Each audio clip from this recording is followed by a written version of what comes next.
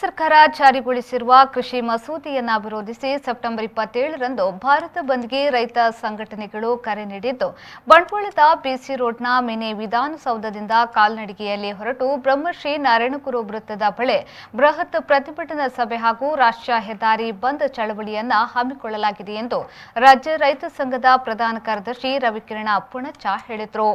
ಅವರು ಮಂಗಳೂರಿನ ಪ್ರೆಸ್ ಕ್ಲಬ್ನಲ್ಲಿ ಸುದ್ದಿಗೋಷ್ಠಿ ನಡೆಸಿ ಮಾತನಾಡಿ, ಕೃಷಿ ಉತ್ಪನ್ನಗಳಿಗೆ ಬೆಂಬಲ ಬೆಲೆಯನ್ನು ಕಾನೂನಾತ್ಮಕಗೊಳಿಸಲು ಮತ್ತು ಕಾರ್ಮಿಕ ಮಸೂದೆಯನ್ನು ಹಿಂಪಡೆಯುವಂತೆ ಆಗ್ರಹಿಸಿ ಪ್ರತಿಭಟನೆಯನ್ನು ಹಮ್ಮಿಕೊಂಡಿದ್ದೇವೆ ಎಂದು ಹೇಳಿದರು. ಇಡೀ ದೇಶದ ಕೃಷಿ ಉತ್ಪಾದನೆ, ದಾಸ್ತಾನು, ಮಾರುಕಟ್ಟೆ, ಆಹಾರ ಎಲ್ಲವೂ ಕೂಡ ಇವತ್ತು ಖಾಸಗೀಕರಣದ ಹೆಸರಲ್ಲಿ ಯಾವುದೋ ಒಂದು ಕಂಪನಿಗೆ, ಹಿಂದೆ ಒಂದು ಈಸ್ಟ್ ಇಂಡಿಯಾ ಕಂಪನಿ ಇತ್ತು, ಅದರಿಂದ ಮುಕ್ತಿಯಾಗಿ ನಮಗೆ ಸ್ವತಂತ್ರ ಬರಬೇಕಾದ್ರೆ ಬಹಳಷ್ಟು ನಿರಂತರ ಹೋರಾಟ ಆಗಿತ್ತು. ಅದೇ ರೀತಿ ಈಗ ಪ್ರೆಸೆಂಟ್ ಇವರು ಅಂತ ಒಂದು 4-5 ಕಂಪನಿಗಳನ್ನು, ಏನು ಕಾರ್ಪೊರೇಟ್ ಕಂಪನಿಗಳಿಗೆ ಇಡೀ ದೇಶದ ಸಂಪತ್ತು, ಕೃಷಿ ಎಲ್ಲವನ್ನು ಕೂಡ ಅಡಬಿಡ್ತಕ್ಕಂಥ ಕೆಲಸವನ್ನು ಮಾಡ್ತಾ ಇದ್ದಾರೆ. ಅದಕ್ಕೆ ಬೇಕಾಗಿ ನಿರಂತರ ಚಳವಳಿ ನಡೀತಾ ಇದೆ. ಮತ್ತು ಒಂದೇ MSP ಬಗ್ಗೆ ಒಂದು ಹೇಳಿಬಿಡ್ತೇನೆ. ಈ ದೇಶದಲ್ಲಿ ಇರ್ತಕ್ಕಂಥ ಎಲ್ಲ ಉತ್ಪನ್ನಗಳಿಗೆ ಇಷ್ಟು ತನಕ MSP ಕೊಡಲಿಲ್ಲ. 10, 15, 20 ಕೃಷಿ ಉತ್ಪನ್ನಗಳಿಗೆ MSPಯನ್ನು ಡಿಕ್ಲೇರ್ ಮಾಡ್ತಾರೆ. ಅದು MSP ಅವರು ಡಿಕ್ಲೇರ್ ಮಾಡುವಂಥ ಮಾನದಂಡವೇ ಸರಿ ಇಲ್ಲ. A2+FL ಮಾಡ್ತಾ ಇದ್ದಾರೆ. ಅಂದರೆ ನೀವು ಎಷ್ಟೊತ್ತಿಗೆ ಬಂಡವಾಳ ಹಾಕಿದ್ದೀರಿ ಮತ್ತು ನಿಮ್ಮ ಕುಟುಂಬದ ದುಡಿಮೆ ಏನಿದೆ ಅದನ್ನು ಸೇರಿಸಿ MSPಯನ್ನು ಡಿಕ್ಲೇರ್ ಮಾಡ್ತಾರೆ. ಆದರೆ ನಾವು ಕೇಳ್ತಕ್ಕಂಥದ್ದು production cost plus 50%, T2 plus 50% ಕೊಡಬೇಕು ಅಂತ ನಮ್ಮದು ಒತ್ತಾಯ ಇರತಕ್ಕಂಥದ್ದು. ಇವರು ಅಧಿಕಾರಕ್ಕೆ ಬರುವ ಮೊದಲು 2013ರಲ್ಲಿ ಅವರು ಏನು ಹೇಳಿರ್ತಕ್ಕಂಥದ್ದು, C2+50% ನಾವು MSPಯನ್ನು ಡಿಕ್ಲೇರ್ ಮಾಡ್ತೇವೆ ಅಂತ ಹೇಳಿದ್ರು. ಆದರೆ ಅಧಿಕಾರಕ್ಕೆ ಬಂದ 6 ತಿಂಗಳಲ್ಲಿ ಮತ್ತೆ ಸುಪ್ರೀಂ ಕೋರ್ಟ್ಗೆ ನಮಗೆ ಮಾಡ್ಲಿಕ್ಕೆ ಆಗೋದಿಲ್ಲ ಅಂತ ಹೇಳ್ತಕ್ಕಂಥ ಅಭಿಪ್ರಾಯವನ್ನು ಕೊಟ್ಟಿದ್ದಾರೆ.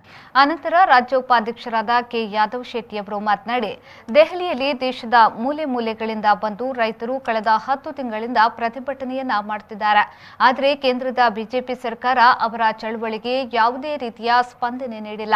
ಇದರ ವಿರುದ್ಧ ಭಾರತ ಬಂದ್ ಹಮ್ಮಿಕೊಂಡಿದ್ದು, ದಕ್ಷಿಣ ಕನ್ನಡ ಜಿಲ್ಲೆಯಲ್ಲಿ ಪ್ರತಿಭಟನಾ ಸಭೆಯನ್ನ ಹಮ್ಮಿಕೊಂಡಿದ್ದೇವೆ ಎಂದು ಹೇಳಿದರು. ದೇಶದ ಮೂಲೆ ಮೂಲೆಗಳಿಂದ ಬಂದಂತ ರೈತರು ದೀರ್ಘವಾಗಿ 10 ತಿಂಗಳವರೆಗೆ ಈ ಚಳವಳಿ ನಡೆಸ್ತಾರೆ ಎಂದು ಹೇಳಿದ್ರೆ, ಪ್ರಾಣಾರ್ಪಣೆ ಮಾಡಿದಂಥ ರೈತ ಹೇಳ್ತಾನೆ, ನನ್ನ ಹೆಣದ ಮೇಲೆ ಈ ಮರಣ ಶಾಸನವನ್ನು ತನ್ನಿ ಎನ್ನುವಂಥ ನೋವಿನಿಂದ ಹೇಳ್ತಾರೆ. ಅತ್ಯಂತ ಪ್ರಮುಖವಾಗಿ ವಿದ್ಯುತ್ ಮಸೂದೆ 2021 ಏನಿದೆ, ಕೃಷಿ ಮಸೂದೆ ಏನಿದೆ, APMC ತಿದ್ದುಪಡಿ ಮಸೂದೆ ಏನಿದೆ, ಇವೆಲ್ಲವೂ ಕೂಡ ರೈತರಿಗೆ ಮಾರಕಲ್ಲ, ಇಡೀ ದೇಶದ ಜನರಿಗೆ ಮಾರಕವಾಗಿದೆ ಮರಣ ಶಾಸನವಾಗಿದೆ. 1902ರಲ್ಲಿ ಕರ್ನಾಟಕದಲ್ಲಿ ಮಂಡ್ಯದ ಜಲವಳ್ಳಿಯಲ್ಲಿ ಸೋಲಾರ್ ವಿದ್ಯುತ್ತು ಪ್ರಾರಂಭ ಆಯಿತು, ಜಲ ವಿದ್ಯುತ್ ಪ್ರಾರಂಭ ಆಯಿತು. ವಿದ್ಯುತ್ತಿನ ಸಮಸ್ಯೆ ಈಗ ಭಾಳಷ್ಟು ಕಡಿಮೆ ಆಗಿದೆ, ಬೇಕಾದಷ್ಟು ಕರ್ನಾಟಕದಲ್ಲಿ ಬೇರೆಯವರಿಗೆ ಕೊಡುವರು. ಇವತ್ತು ವಿದ್ಯುತ್ ಮಸೂದೆ ತಂದಿದ್ದರಿಂದ ಬಡವರಿಗೆ ಕುಟೀರ ಜ್ಯೋತಿ ಏನಿದೆ, ಭಾಗ್ಯ ಜ್ಯೋತಿ ಏನಿದೆ, ರೈತರಿಗೆ 10 HP ಪಂಪ್ ಏನಿದೆ, ಅದೆಲ್ಲವೂ ಇಲ್ಲದದ್ದಾಗ್ತದೆ. ವಿಪರೀತವಾಗಿ ಯೂನಿಟಿನ ಬೆಲೆ ಜಾಸ್ತಿ ಆಗ್ತದೆ. ಮುಂದಕ್ಕೆ ನಾವು ಖಾಸಗಿ ಆದರೆ ಖಂಡಿತ ಕೂಡ ದುಬಾರಿಯಾದ ವಿದ್ಯುತ್ ಖರೀದಿಸುವ ಪರಿಸ್ಥಿತಿ ನಿರ್ಮಾಣ ಆಗಿದೆ.